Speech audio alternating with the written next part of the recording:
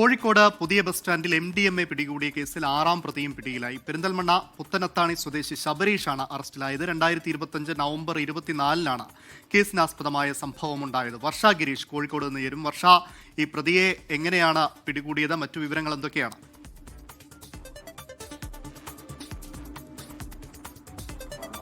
അമൽ അനുജ 2025 നവംബറിലാണ് കേസിനാസ്പദമായ സംഭവം ഉണ്ടാകുന്നത്. ശേഷം പ്രതി ഒളിവിലായിരുന്നു. ഒളിവിലുള്ള പെരിന്തൽമണ്ണ സ്വദേശി ശബരീഷിനെ മലപ്പുറം കൊളത്തൂരിൽ വെച്ചാണ് കസബ പോലീസ് പിടികൂടിയത്. വലിയ 50 ലക്ഷത്തോളം രൂപ വില വരുന്ന MDMA ആയിരുന്നു അന്ന് 2025 നവംബർ 24-ന് ഇവരിൽ നിന്നും പിടികൂടിയത്. അതായത് ടൂറിസ്റ്റ് ബസ് വഴിയായിരുന്നു ഈ ഒരു MDMA കടത്തിയിരുന്നത്. ബാംഗ്ലൂരിൽ നിന്നും ടൂറിസ്റ്റ് ബസ് വഴി കടത്തുകയായിരുന്ന 241.5 ഗ്രാം MDMA, 43.500 ഗ്രാം തൂക്കം വരുന്ന എക്സ്റ്റസി ഗുളികകൾ തുടങ്ങിയവയാണ് ഇവരിൽ നിന്നും പിടികൂടിയത്. എന്തായാലും മറ്റ് പ്രതികളെ, അതായത് 5 വരെയുള്ള പ്രതികളെ, കോഴിക്കോട് സ്വദേശികൾ ഉൾപ്പെടെയുള്ള പ്രതികളെ മുൻപ് പിടികൂടിയിരുന്നു. ഇതിൽ ഒരാൾ നൈജീരിയൻ സ്വദേശിയാണ്. പിടികൂടിയവരിൽ ഒരാൾ.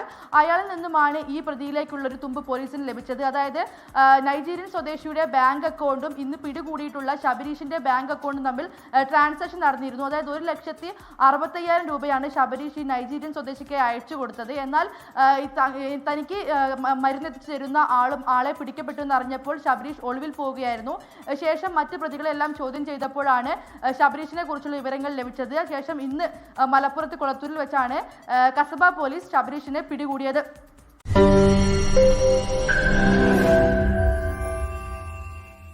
ലോകത്തെവിടെയായാലും ഏത് സമയത്തും 24 വാർത്തകളും ഓഗ്മെന്റഡ് റിയാലിറ്റി പാക്കേജുകളും എക്സ്പ്ലെയിനറുകളും വിശദമായി കാണാൻ ഞങ്ങളുടെ YouTube ചാനൽ നിങ്ങൾക്ക് സബ്സ്ക്രൈബ് ചെയ്യാം.